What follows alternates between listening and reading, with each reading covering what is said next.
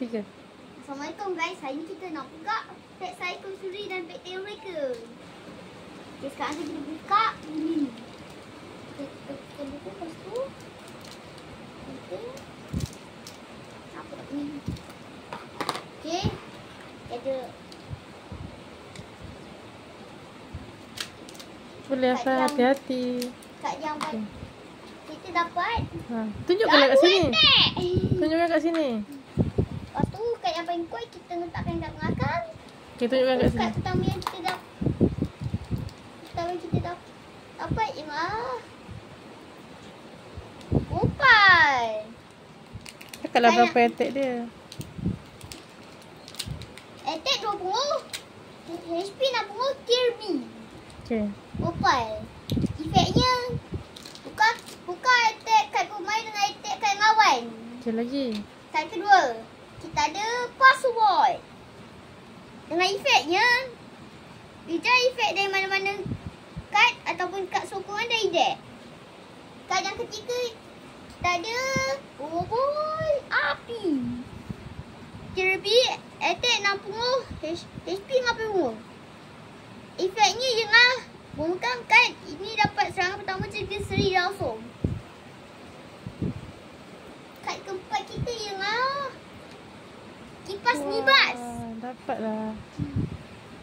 Dengan efeknya ambil tu kad dari bahagian atas dia dan letakkan di tangan. Dan kad kelima kita King. Attack 80. HP 120. Tier B.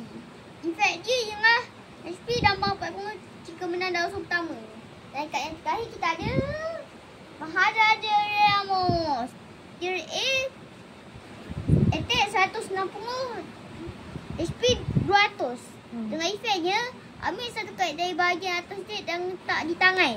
Okay, kita tengok adik punya pula. Sekarang kita letak kat belakang kat yang hebat-hebat dulu. Okay.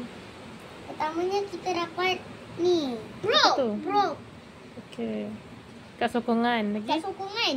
Dengan efeknya HP dapat 40. Dan kat yang kedua kita ada Kopan.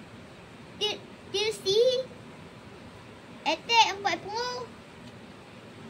HP 60. Dengan efeknya ini dua kad dari zon kanan dan letakkan di tangan. Dan kat kita dapat World Maze. Bagi Tier B attack 100 dan HP-nya 120. okay, lagi. Dan efeknya ialah susah semua kad dari tangan pihak.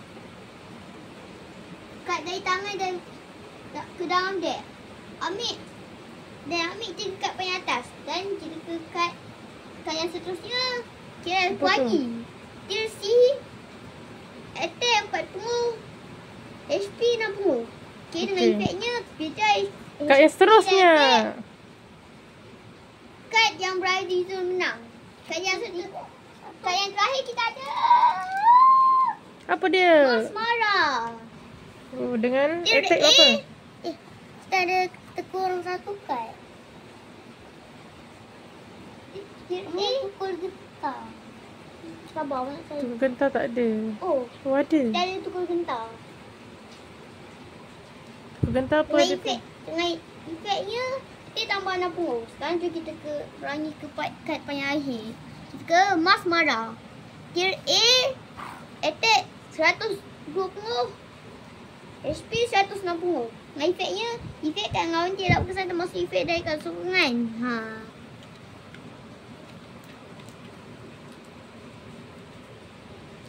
Okay, lagi nak cakap apa lagi? Jadi ini dengan video kita kali ni guys. Assalamualaikum.